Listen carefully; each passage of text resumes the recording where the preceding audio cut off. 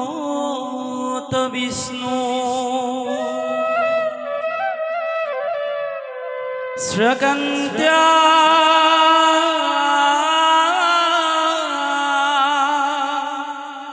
काम कोटिजिता यगतं यानको धाता साधु बान्धव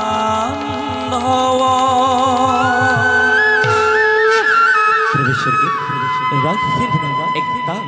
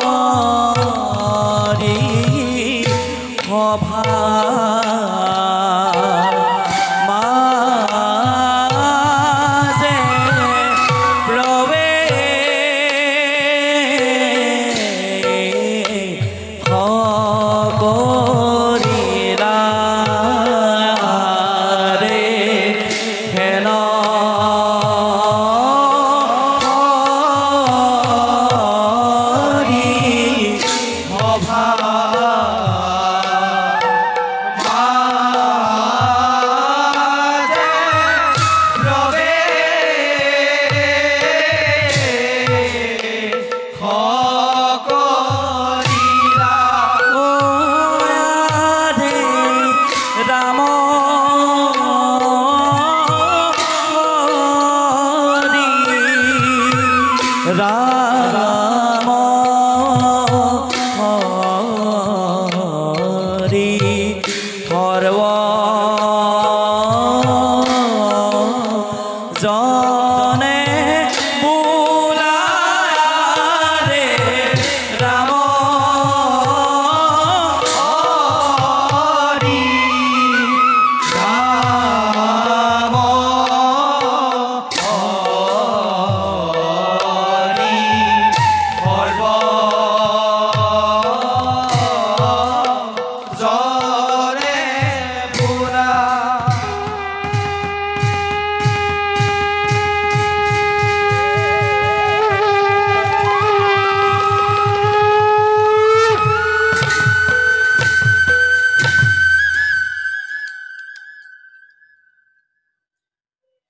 ঈশ্বর পরম ব্রহ্ম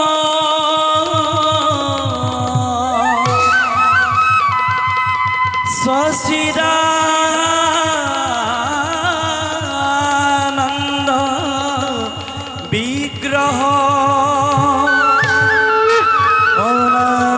অনাদির গোবিন্দ সর্বকারণ কারণ সর্বকারণ কারণ সর্বকারণ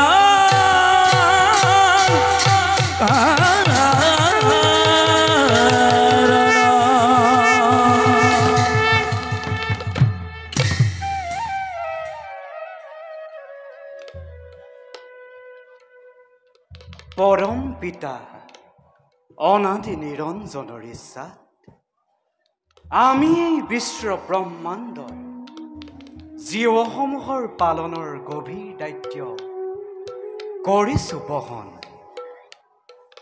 আমাৰ কৰোণাতেই এই বিনন্দীয়া সৃষ্টি আমাৰ লীলা ক্ষেত্ৰ সমস্ত জগত এই জগতত দুষ্টক দমন আৰু সাধুসকলৰ পৰিত্ৰাণৰ অৰ্থে যোগে যোগে আমি লওঁ অৱতাৰ।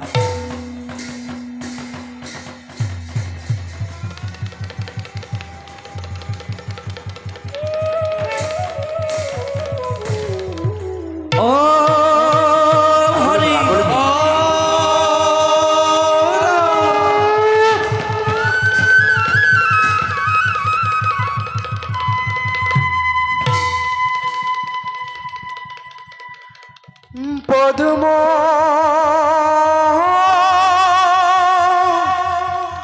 হম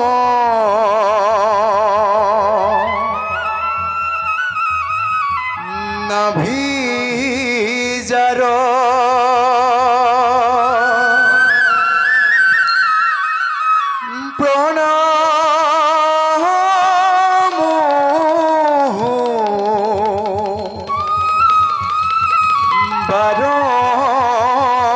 বারম্বার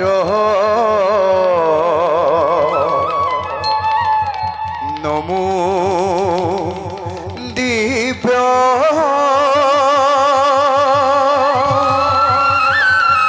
পদ্ম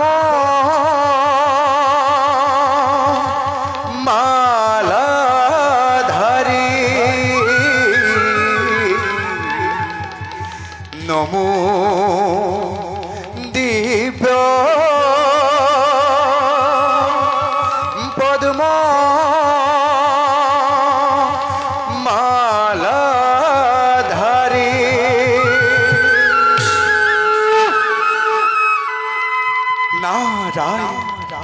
নারায়ণ নারায়ণ নারায়ণ নমো পদ্ম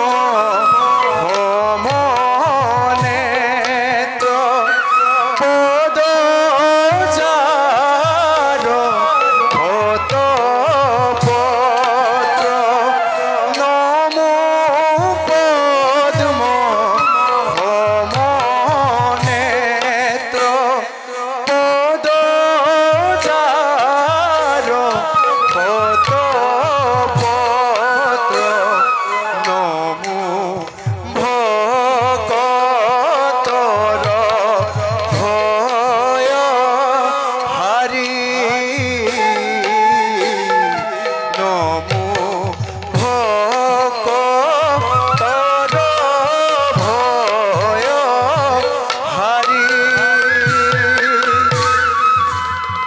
নমো ভগতর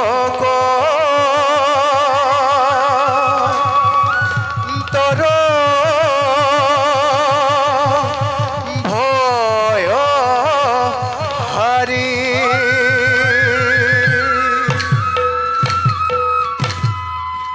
নারায়ণ নারায়ণ নারায়ণ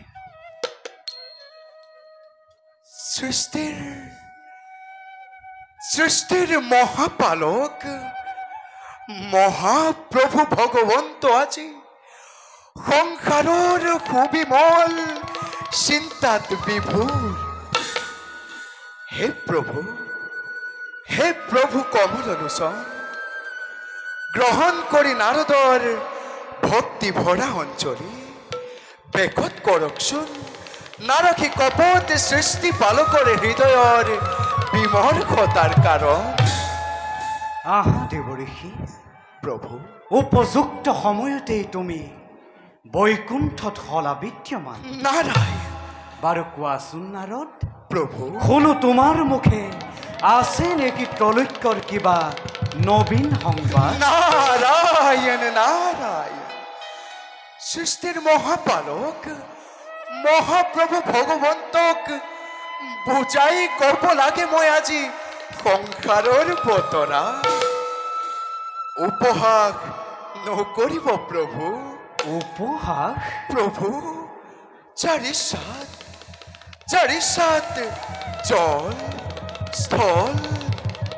বায়ু ত্রিদশ ধারা যার অনুগ্রহত শ্যাম বসুন্ধরা ত্রিজগতর নিয়ন্ত্রা আপুনি তেনে স্থলত প্রশ্ন করি এই নিষ্কিন নারদক উপহাস নালাগে কৰিব উপহাস নহয় দেৱঋষি নহয় ভুল তুমি নুবুজিবা আমাৰ প্ৰভু জানো আমি ভালদৰে ত্ৰৈলোক্যৰ সমস্ত সংবাদ নাৰায়ণ কিন্তু কিন্তু চাতুৰ্যতাৰ সাক্ষাৎ প্ৰতিমূৰ্তি তুমি নাৰায়ণ তোমাৰ চাতুৰ্যপূৰ্ণ বক্তব্য শুনি বিমল আনন্দ পাওঁ আমি নাৰায়ণ সেয়েহে লীলাময় জগৎ পালকে আজি নিকিন সেৱককো কৰিছে চালনা বাৰু প্ৰভু এইবাৰ ত্ৰেতা যুগত লীলাময় জগৎ পালকে কিন্তু এক নতুন লীলা মালাৰ কৰিব সূচনা তাৰ বতৰা ল'বলৈহে নাৰদৰ বৈকুণ্ঠলৈ আগমন কওক প্ৰভু অন্ধকাৰত নাৰাখিব ভক্তক আপোনাৰ শুনা দেৱঋষি প্ৰভু এইবাৰ জগতত মনুষ্যৰূপে ধৰি অৱতাৰ নাৰায়ণ মানৱীয় লীলামালা কৰি সম্পাদন ভক্তসকলক মই কৰিম ৰক্ষণ নাৰায়ণ কিন্তু এই ক্ষেত্ৰত পদে পদে প্ৰয়োজন হ'ব তোমাৰ সহায় নাৰায়ণ নাৰায়ণ যোৱা দেৱঋষি সময়ত আমি তোমাক কৰিম স্মৰণ প্ৰভু অনন্ত অসীম মহিমাময় দিন বন্ধু হে হরি তোমার কি যে বিচিত্র লীলা তোমার লীলা চাই ধন্য হব এই নিকিন নারদর জনম পারু প্রভু দেৱঋষি পুনশ্চ তজু শৰণত জনাই প্ৰণিপাত এই দাখে এবে মাগি সুবিধা যোৱা নাৰদ ईश्वर परा ब्रह्मा परम धाम पवित्र परम भवना पवित्र परम भवना पवित्र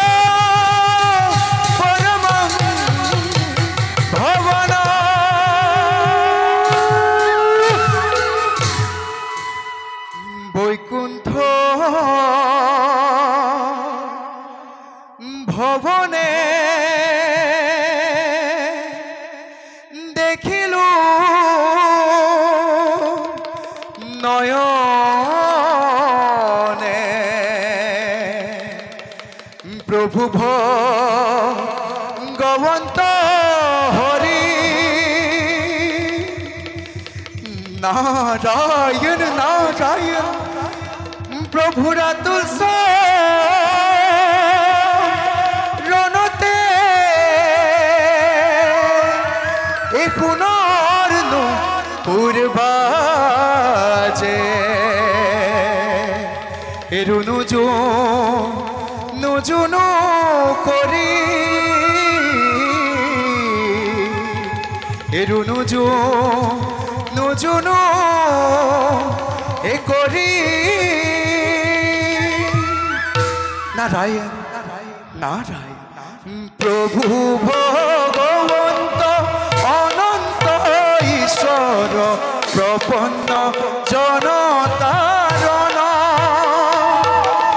তুমি প্রিয়তম পরম দেবতা জানিয়া লইলু করণ জানিয়া লইলু করণ হরি রাম রাম কৃষ্ণ রাম হে রাম রাম হরি রাম রাম কৃষ্ণ রাম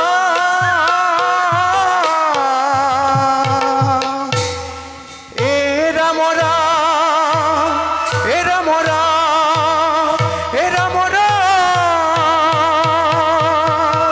নারায়ণ নারায়ণ নারায়ণ যাও সৃষ্টিৰ কল্যাণৰ হেতু নিষ্কৰ্তব্যত আমি হওঁ অগ্ৰসৰ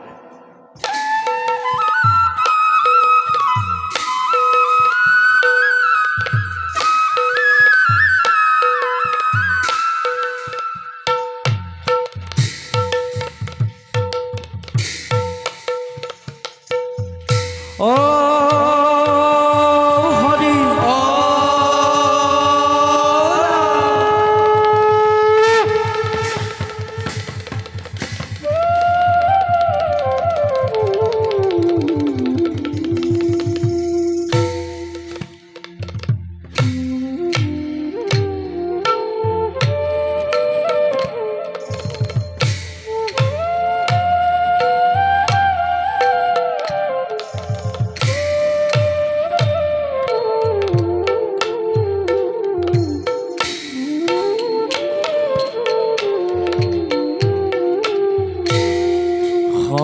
ভাত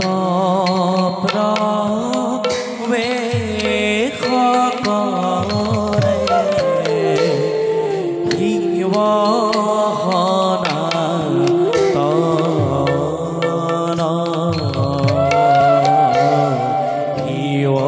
শিৱসনাতন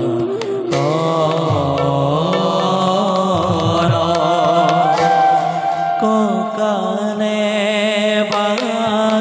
ঘৰ চাল দেখি মনো হৰ ককালে ঘৰ চাল দেখি মনো হৰ দেখি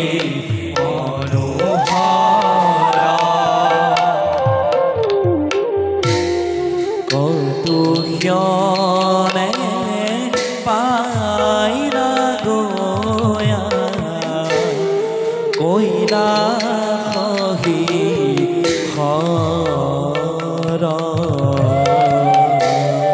কইলা খহি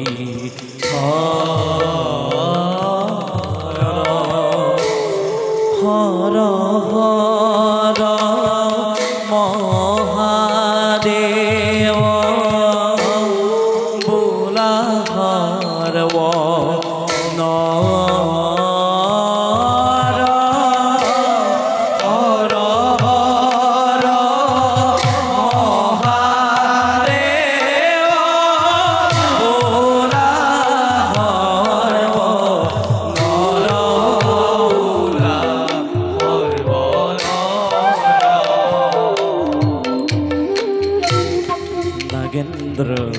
হরায় ত্রিলোচনায়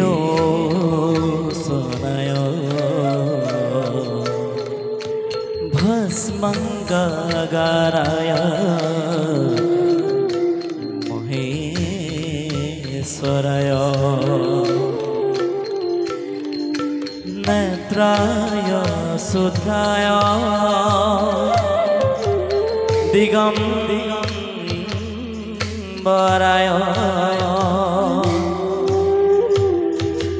তস্मै নাকারায় নমঃ শিবায় নমঃ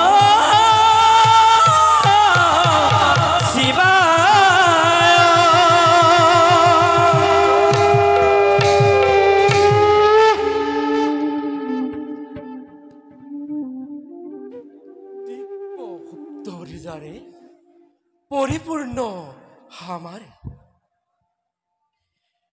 যাও যাও বেবে নিষ্কতে পর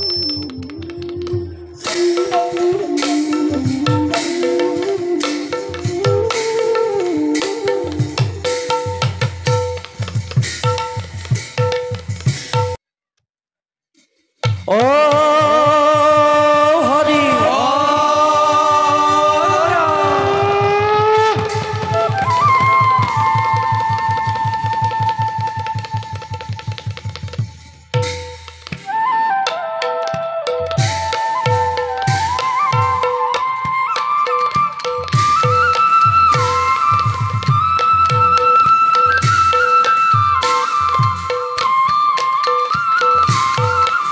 আরে প্রবে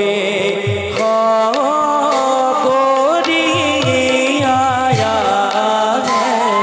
দেব পুরন্দর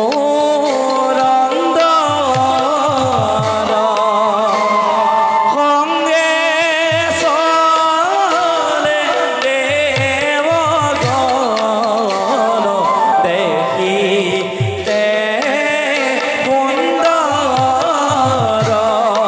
আরে সঙ্গে চলে দেব গণ দেখিতে সুন্দর আরে এহি মতে পাইলা গয়া সভার ভিতৰ ৰাম হৰি ৰাম হৰি বোলা নিৰন্তৰ আৰে ৰাম হৰি ৰাম হৰি বোলা নিৰন্তৰ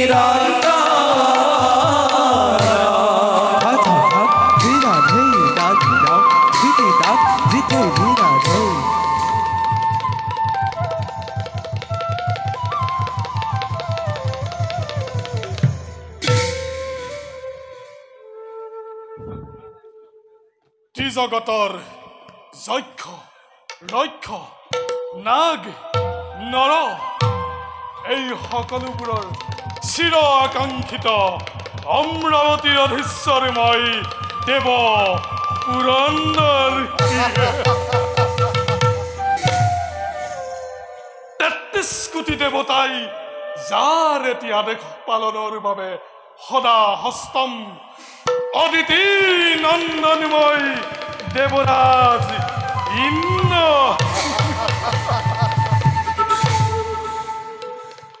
তলৈকৰ সকলোবোৰ ভোগ্য সম্পদৰ একমাত্ৰ গৰাকী মই দেৱ শ্ৰেষ্ঠ দেৱেন্দ্ৰ আজি আজি মোতকৈ সুখী আৰু সমৃদ্ধিশালী আছে জানো অন্য কোনোজন এই ব্ৰহ্মাদেৱৰ সৃষ্টিত? কিন্তু আমাৰ আমাৰ এই অমৰাবতী হস্তগত কৰিবৰ হেতু দিতি আৰু দনুৰ নন্দন সেই দৈত্য দানৱবোৰে বাৰে বাৰে আমাক বিঘ্নিত কৰিছে। সেয়েহে দিকপাল দেৱৰাজ, তুমি প্ৰত্যেক মুহূৰ্ততে হস্তম হৈ থাকি চিৰ শত্ৰু দানৱক কৰিব পৰা। দেৱৰাজ, তাৰ বাবে আপুনি অলপো চিন্তা নকৰিব। আমি জানো ভালদৰে কৰ্তব্য আমাৰ। লাগে মাথো আপোনাৰ আদেশ, মুহূৰ্ততে শত্ৰুক কৰিম নিধন। শুনি সন্তোষিত হলো মই তোমাৰ বাণীত। দেৱৰাজ, চাবা শত্ৰুৰ বাবে যাতে নাৰাখা একো ছিদ্ৰ। এতিয়া বলা দিকপল। বলক দেৱৰাজ।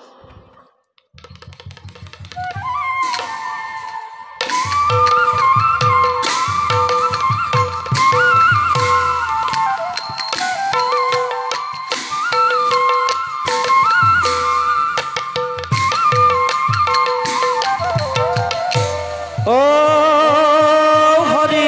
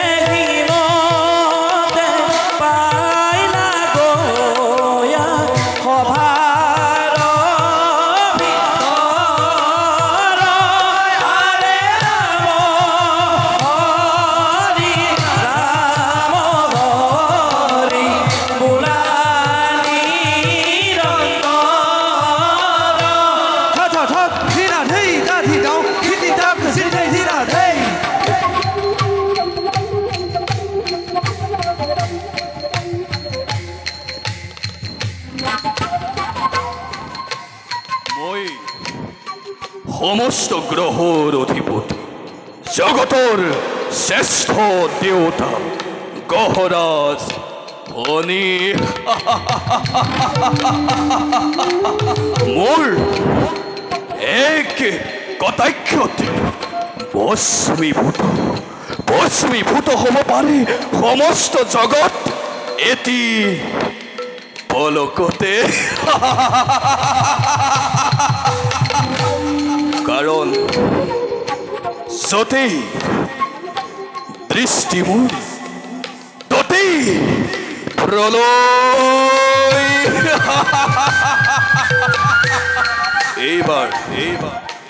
এইবাৰ পূৰ্ণ দৃষ্টি মোৰ অযোধ্য ৰাজ্য। কাৰণ অহংকাৰী ৰাজা দশৰথৰ দৰ্প শূন্য কৰিবৰ বাবে দৃষ্টি ৰাখিম মই অযোধ্য ৰাজ্যত।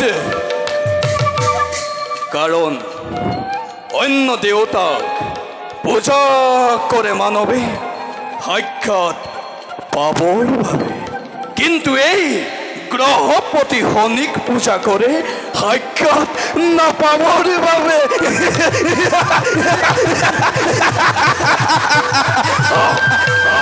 কাৰণ যতেই দৃষ্টি মোৰ ততেই প্ৰলয়।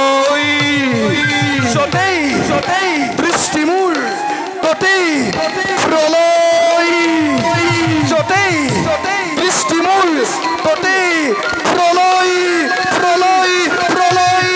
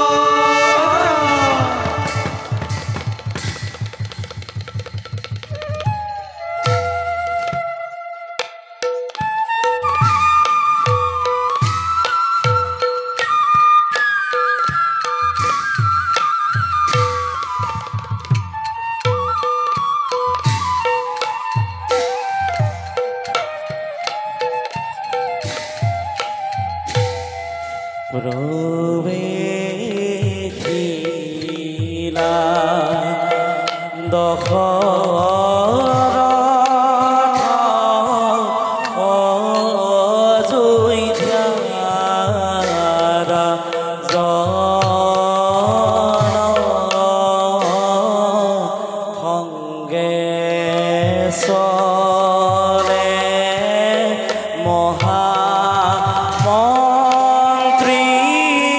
হোমন্ত সুজন সংগে চলে মহামন্ত্ৰী হোমন্ত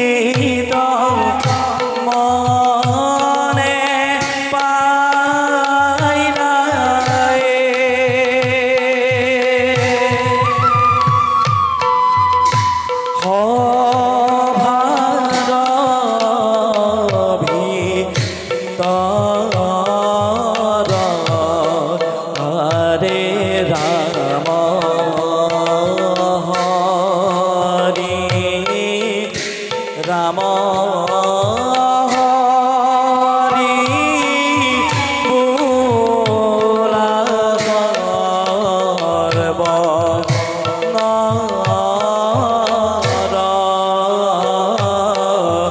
ৰাম হৰি ৰাম হৰি বোলা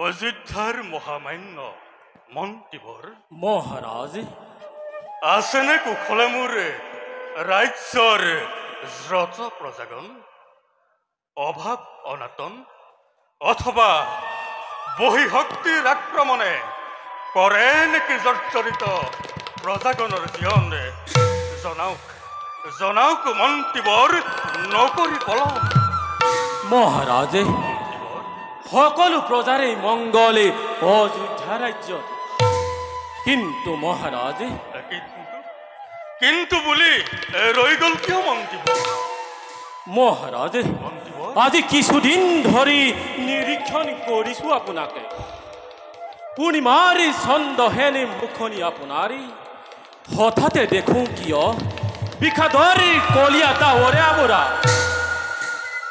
ৰাজ কাৰ্যটো নাই পূৰ্বৰ সজীৱতা কওক মহাৰাজে ইয়াৰ কাৰণ কি মন্ত্ৰীবৰ মহাৰাজে বুদ্ধিমত্তাৰ সাক্ষাৎ প্ৰতিমূৰ্তি আপুনি মহাৰাজে হোৱা নাই নে বোধগম্য আমাৰ এই উদাসীনতাৰ কাৰণ মহাৰাজে শুনক মন্ত্ৰীবৰ মহাৰাজ মহান ইক্ষাকুকুলৰ ৰজা আমি সূৰ্যবংশী ইক্ষাকুকুলৰ ৰজা মহাৰজাসকলে অসীম পৰাক্ৰমেৰে শাসন কৰি অযোধ্যা ৰাজ্য সুখ্যাতি লাভ কৰিছিল ধৰাৰ বক্ষত মহাৰাজ কিন্তু মন্ত্ৰীবৰ মহাৰাজ ত্ৰিভুৱন বন্দিত এই ইক্ষাকুকুলৰ শোণিতৰ ধাৰা স্তব্ধ হ'ব যেন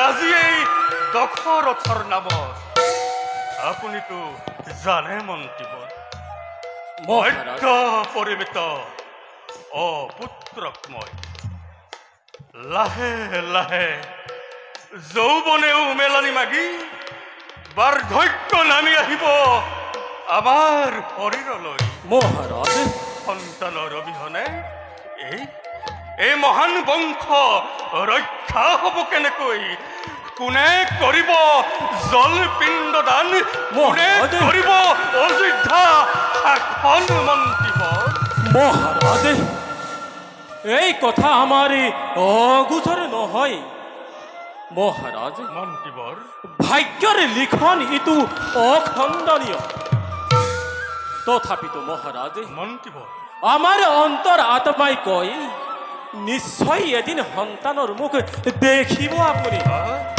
কিন্তু কিন্তু সেই দিন কেতিয়া আহিব মন্ত্ৰীবৰ সেই দিন কেতিয়া আহিব অতি সোনকালে আহিব মহাৰাজ মন্ত্ৰীবৰ মহাৰাজ এইবোৰ ভাবি ভাবি কেতিয়াবা কেতিয়াবা মই বৰ অস্থিৰ হৈ পৰো মহাৰাজ কিমান যে নিদ্ৰাবিহীন ৰজনী মই কৰিছো যাপন মই আপোনাক কেনেদৰে বুজাম মন্ত্ৰীবৰ মই আপোনাক কেনেদৰে বুজাম মহাৰাজ মন্ত্ৰীবৰ মই আপোনাৰ মনৰ ব্যথা নুবুজাকৈ থকা নাই বুজিছো মই আপোনাৰ উদ্বেগৰ কাৰণ কিন্তু মহাৰাজ মন্ত্ৰীবৰ সত্যহতে সন্তানৰ চিন্তা কৰি পৰিহাৰ চিন্তা কৰকে নিজে পুত্ৰ সদৃশ এই অযোধ্যাৰ শত সহস্ৰ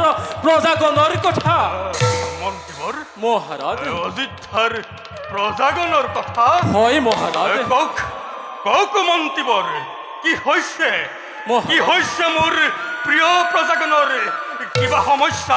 কিবা সমস্যাৰ তেওঁলোক হয় নেকি সন্মুখীন মহাৰাজ মন্ত্ৰীবৰ সুজলা সুফলা শস্য শ্যামলা এই অযোধ্যা ৰাজ্যতে মৰুভূমিলৈ পৰিণত হ'বলৈ আৰু বেছি দিন নাই মন্ত্ৰীবৰ মহাৰাজ মন্ত্ৰীবৰ পঞ্চবৰ্ষে অনাবৃষ্টিৰ ফলতে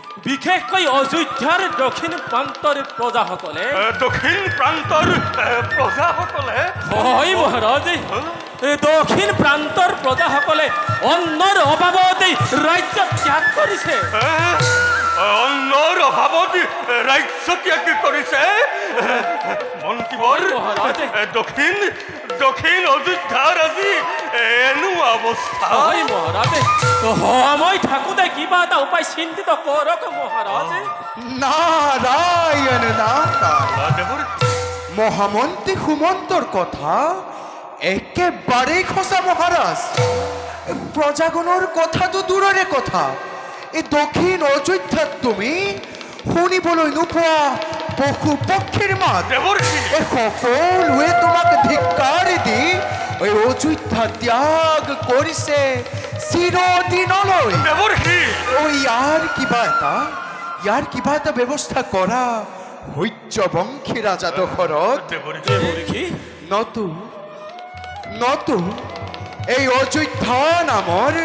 এই অযোধ্যা নামৰ শ্মশানৰহে ৰখীয়া হ'ব তুমি দেৱৰ মৰিষি কি ক'লে দেৱৰ জন্মভূমি ত্যাগ কৰি অযোধ্যাবাসীয়ে ত্যাগ কৰি পশু পক্ষীগণে ধিক্কাৰ দিছে এই ৰজা দশৰথক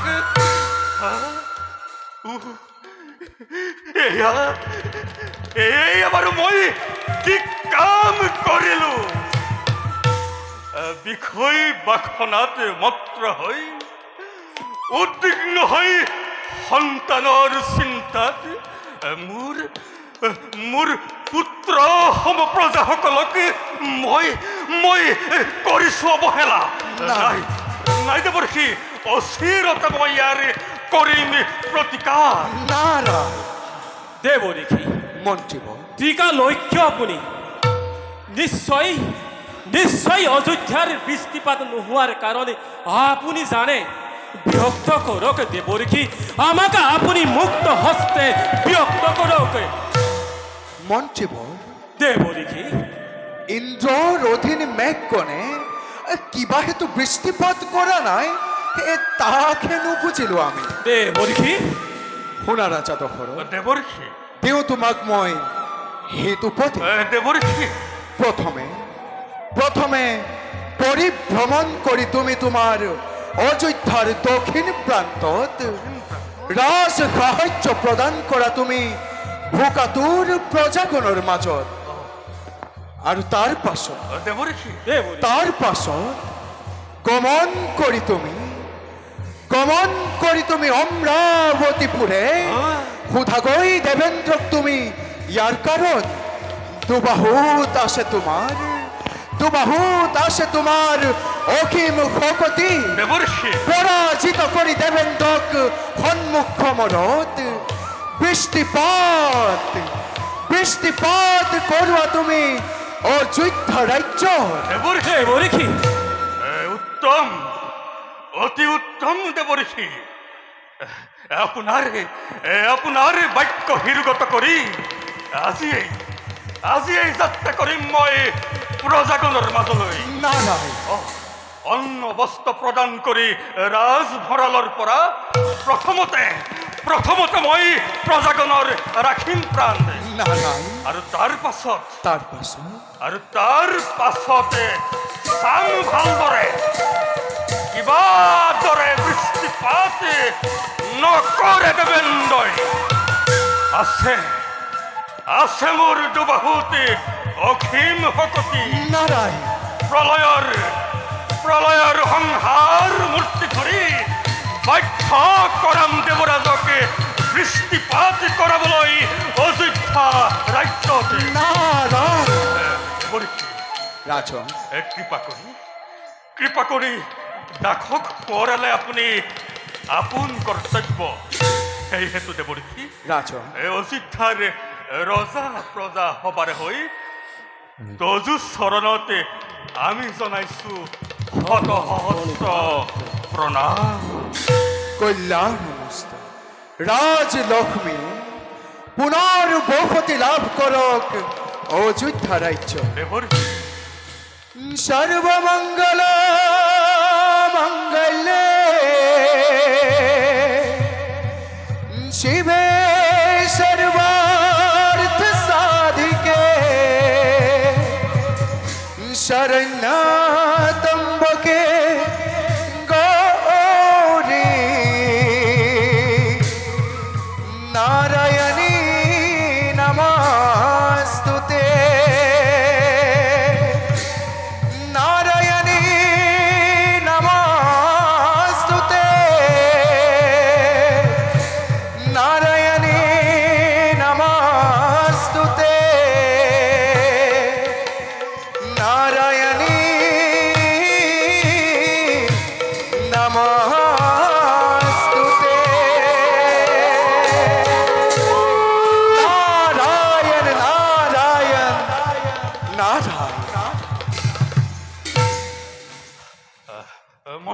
মহাৰাজ শুনিলে নহয় আপুনি দেৱৰীষিৰ বাণী মহাৰাজ অলপ মন্ত্ৰীবৰ বিলম্বৰ নোহে প্ৰয়োজন যাত্ৰা কৰো আমি অযোধ্যাৰ দক্ষিণ প্ৰান্তলৈ বলক মহাৰাজ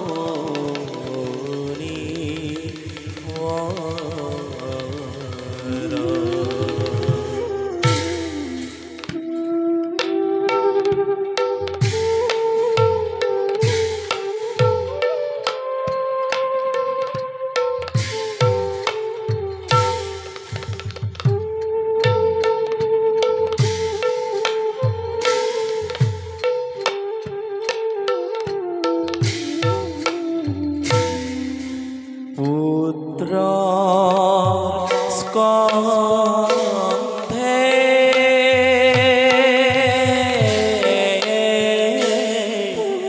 চলি যায় অন্ধ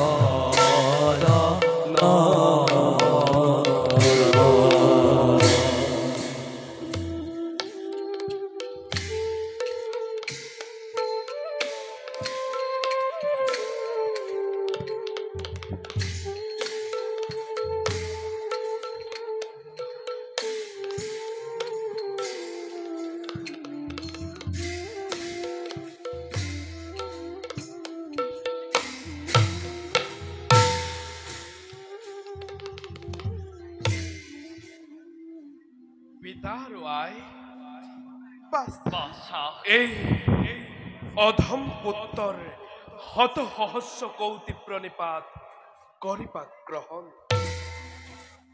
বাছা সিন্ধু পিতা কচোন সিন্ধু পিতা শুনো মই তোৰ মুখেৰে এতিয়া আমি কিমান দূৰ পালোহি পিতা বাছা আমি এতিয়া অযোধ্যাৰ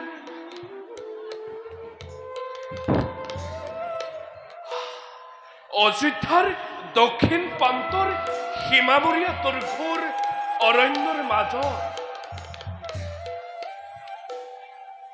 বাছা আই বাছা সিন্ধু আই তই আমাৰ জীৱনৰ একমাত্ৰ সম্বল আই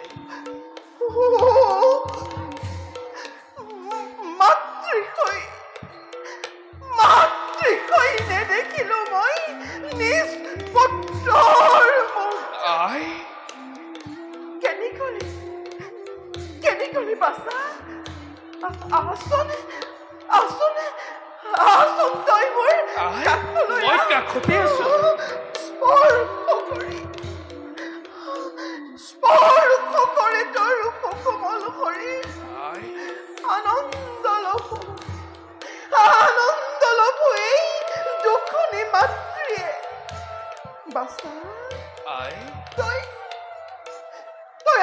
বাবে আৰু কিমান কষ্ট কৰিবি বাছা, কিমান কষ্ট কৰিবি। পিতা আৰু আই, সঁচা কথা সিন্ধু,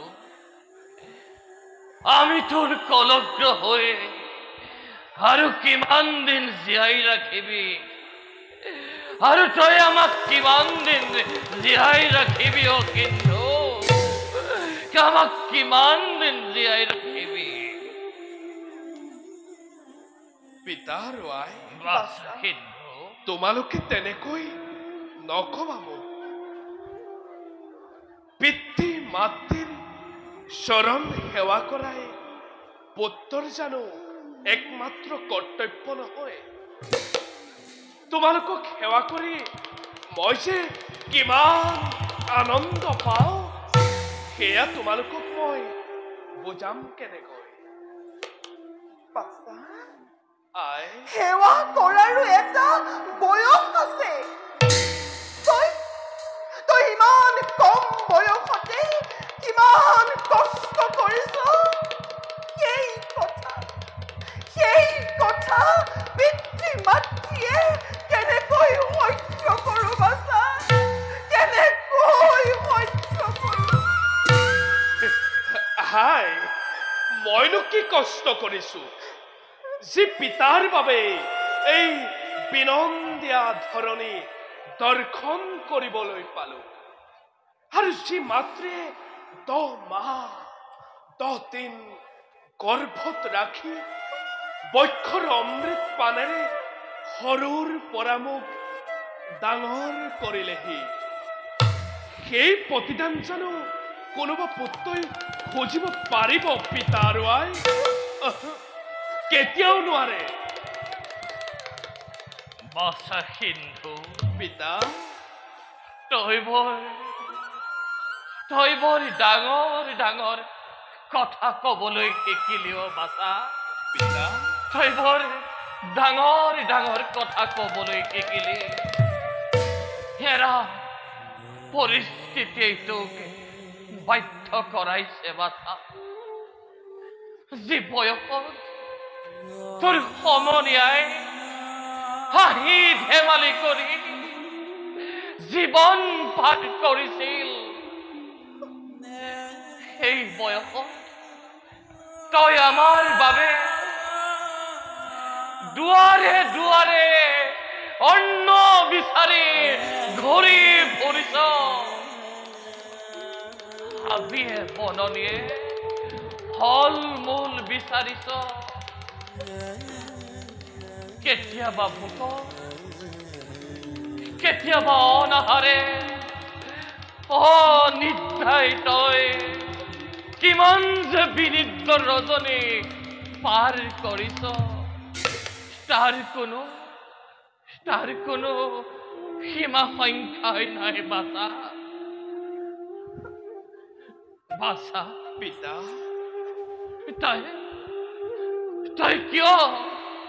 তই কিয় ইমান কষ্ট কৰি আমাক জীয়াই ৰাখিছ? আমাক কিয় ইমান কষ্ট কৰি জীয়াই ৰাখিছ বাছা? পিতা, দুখ নকৰিবা পিতা। তোমালোকৰ পাছে থাকি অন্ধ হলেও মই বৰ সুখ পাওঁ। বাছা সিন্ধু, আই আৰু পিতা, তেনেদৰে শুনো যেতিয়া এষাৰি মাত, সিয়া মোৰ হাত পৰি যায়। তোমালোকক সেৱা কৰি মই যে বৰ আনন্দ পাওঁ, সেয়া তোমালোকক মই বুজাম কেনেকৈ? বাৰু পিতা আৰু আই, বাছা সিন্ধু, বলা যাওঁ আমি নিজ লক্ষ্য স্থানে। বল বাছা বল।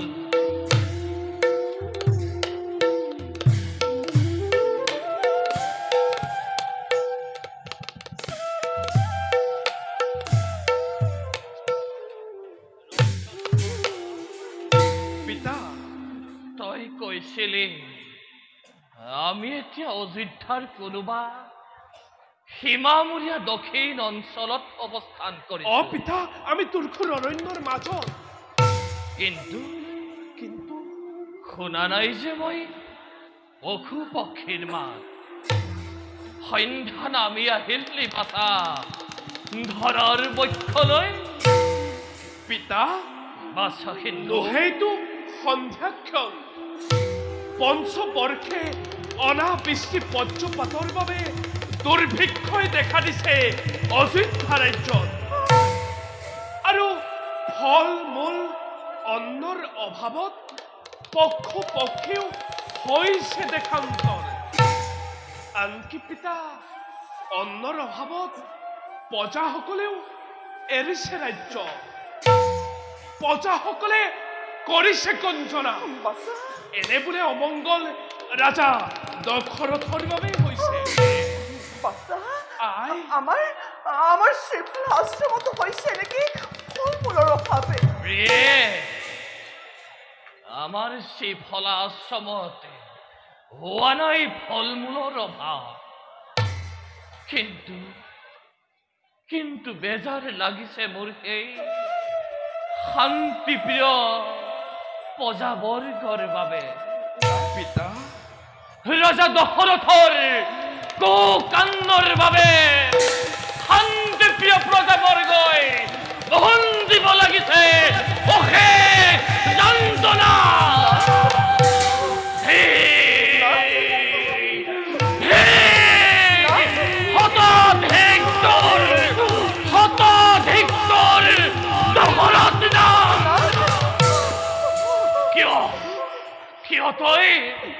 কিয় তই অদ্যপিও ৰাজদণ্ড কৰি আছ ধাৰ? পৰিহাৰ কৰ নাই তোৰ অযোধ্যাৰ কোনো অধিকাৰ। ক্ষান্ত হওক পিতা, ক্ষান্ত হওক। উত্তেজিত নহব পিতা। বলক পিতা বলাই চাও আমি নিজ লক্ষ্য স্থানে। বল বাছা।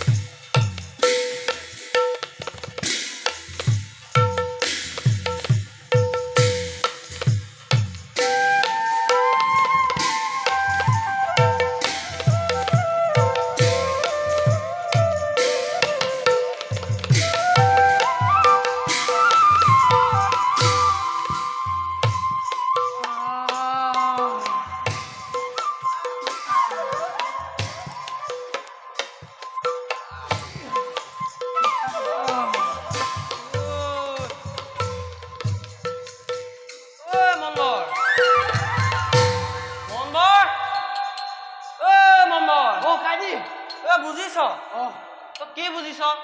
এই কাইটি কলেহে বুজিম আপুনি। বুজিছ মনবৰ কাইটি মানুহজনী আৰু ল'ৰা ছোৱালী মুখাক যেনে তেনে দিহা এটা লগালো। এতিয়ালৈকে যদি এই অযোধ্যাত থকা হলে প্ৰাণবায়ু গলেহেঁতেন।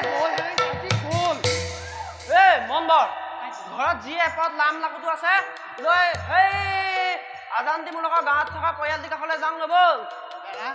কাইটি তই ঠিকেই কৈছ হে মনবৰ। এই চকুৰ আগতে দিনবোৰনো কেনেকে সলনি হল? ঠিক কৈছ মনবৰ। কাইটিও মনবৰ অজৰ মহাৰাজৰ দিনত এইখন ঠাইতে কমটি ভোগ কৰিলো নে? কম ভোগ কৰিলো নে? এই মাছ এই এই কাছ গাখীৰ মাখন কাটিও একেবাৰে বিধে বিধে ফল মূল পকি হয় একেবাৰে গছৰ ডাল ধৰি থাকে তাৰ আকৌ আমি এইবোৰ নাখাওঁ নহয় গছৰ একেবাৰে সতেজ ফলটোহে খাওঁ সেইকাৰণে তাৰ চেহেৰাটো এনেকুৱা মন্দ কাইটি বল বল কৰ দিন যে কলৈ গ'ল সঁচাকে দে কাইটি তই বুজিছ হেমন্ত এইবোৰ চব হৈছে হে মহাৰাজ দশৰথৰ কাৰণে আগতে অজৰ মহাৰাজে এমাহ অতি কমেও 2 মাহৰ মূৰত এই প্ৰজাৰ খবৰ লয় দেই হে তোৰ অপৰাধেই হওক দুখী বিচাৰে হওক এই দুখী বিচাৰ ঠাইতে কৰে আৰু আমাৰ এইজন কৃষ্ণ এগৰাকী দুগৰাকী নহলে 3 গৰাকী ৰূপৱতী ৰাণীৰ লগতহে ব্যস্ত বুজিছ কাইটি হেমন্ত প্ৰজাৰ খবৰ লোৱাটো বাদে এই ৰাজ্যত ক'তনো কি ঘটিছে সেইটো চাবলৈও আহৰি কাইটি এই পাপ লাগিছে গম পাইছ হে পাপ লাগিছে সম্পত্তি খাবলৈ বাদে এই পিণ্ডৰ সময়ত পিণ্ড দিবলৈ হচেতি নাই এইটো লাহে ক কেনেবাকে এইবিলাক কথা ৰজা কাণত কৰিবলৈ হলে তোকে মোকে ইয়াতে লেঠা ছিঙিব মাৰিলেও মাৰক কাটিলেও কাটক হে এতিয়ানো কিডাল সুখত আছো এই পিতৃ পিতামহৰ এই ৰাজ্যখন এৰি যাওঁতে কিমান বেজা লাগিছে আমিহে জানো সেইটো হয় বল এতিয়া আহক অপলম কৰি থাকো যাওঁ বল সেই পৰিয়ালটো ভোকত আছে বল কাটি বল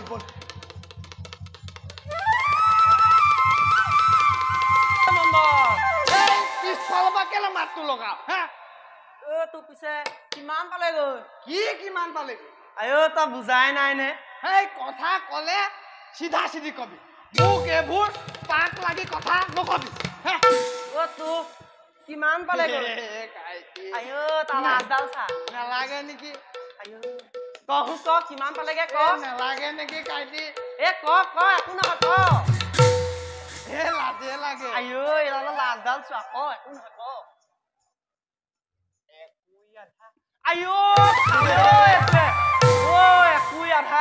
তোৰ লাজৰ কাৰণে এই সংসাৰখন মনটো আহল বহল পিছে মন বৰ কুইটো বুজিলো পিছে এফালটোনো কি কাইটি তই বৰ অকৰা দে হে আহো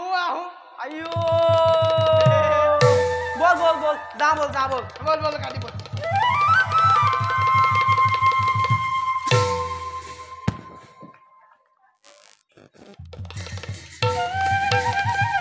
ঠিক দখলত ঠিক দখলত ঠিক দখলত ঠিক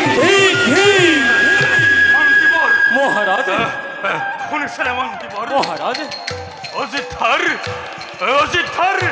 সাধারণ প্রজায় আজি ধিক্কার দিছে মোক অপদার্থ বুলি চাওক মন্ত্রীবর চাওক যেনে চাও মহারাজ তেনে শুনো ঢেকিত খরচ ঢেকি মহারাজ ঢেকিত খরচ ঢেকি মহারাজ মন্ত্রীবর মহারাজ ঠিক দখলত ঠিক দখলত ঠিক দখলত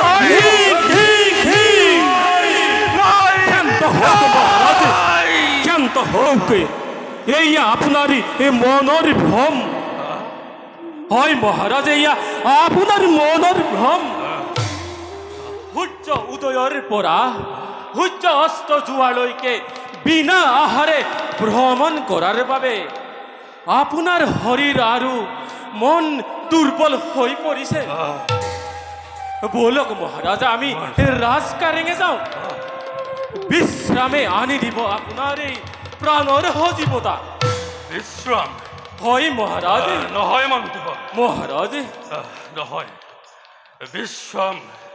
বিশ্রাম কৰি ভোগ বিলাসতে মত্ৰ হৈ মহাৰাজ মই অযোধ্যাৰ মোৰ পুত্ৰ হ'ব প্ৰজাসকলক ঠেলি দিলো মৃত্যুৰ মুখলৈ। মহাৰাজ কিন্তু এইবাৰ সতৰ্কিত মই। মহাৰাজ এই অপৰাহ্ন বেলাতে যাত্ৰা কৰিম মই অমৰাৱতীপুৰ অভিমুখে। মহাৰাজ প্ৰথমতে বিনয়েৰে সুধিম দেৱেন্দ্ৰ বৃষ্টিপাত কৰাবনে মোৰ অযোধ্যা ৰাজ্যত। মহাৰাজ আৰু যদি হয় প্ৰয়োজন তেতিয়া শিৱৰ সংহাৰৰ মূৰ্তি ধাৰণ কৰি বাধ্য কৰাম দেৱৰাজক বৃষ্টিপাতৰ হেতু।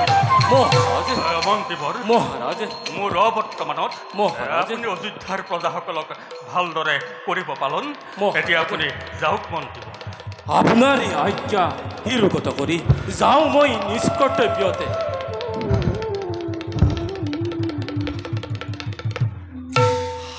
দেবেন্দ্ৰ দেবেন্দ্ৰ দেবেন্দ্ৰ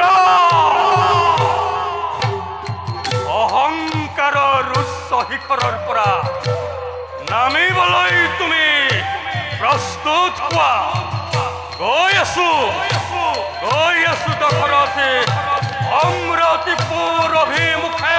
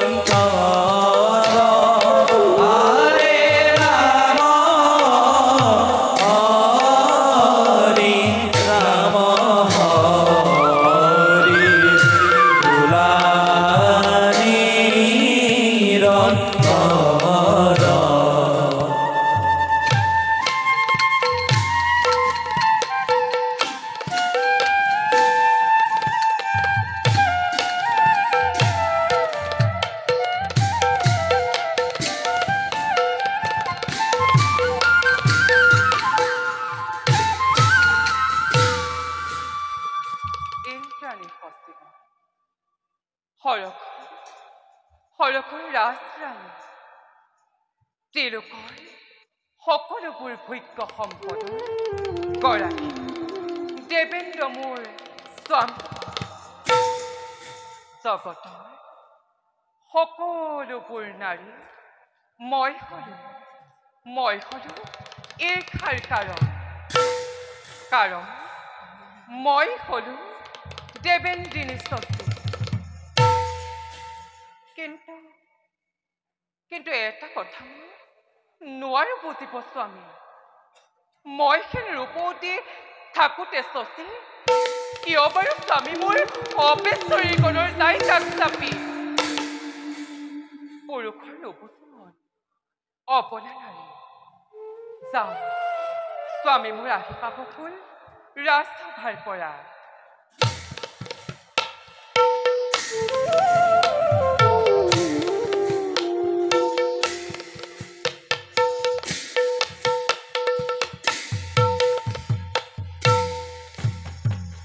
ও